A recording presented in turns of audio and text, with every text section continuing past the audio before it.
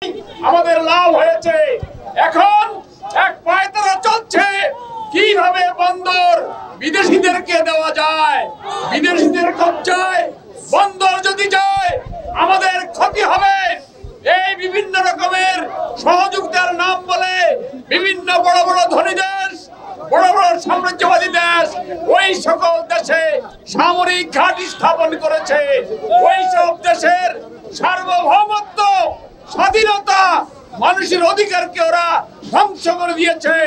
তাই আমরা বলতে চাই আমাদের এই বাংলাদেশের সকল সম্পদ আমাদের বাংলাদেশে যারা আছেন সবাই মিলে আজ দেশ রক্ষার আন্দোলন করতে হবে। 1971 সালে মুক্তিযুদ্ধের সময় যেইভাবে সমস্ত মানুষ টেকনাফ থেকে তেঁতুলিয়া পর্যন্ত লড়াই সংগ্রাম করে হাতে অস্ত্র নিয়ে যুদ্ধ করেছিল, আজ আমাদের দেশ রক্ষার জন্য লড়াই করতে হবে, সংগ্রাম করতে হবে, মানুষের দ্বারা দ্বারা যেতে হবে, মানুষকে সংগ্রামে টেনে নিয়ে আসতে হবে, রাজপথ প্রকম্পিত করতে হবে।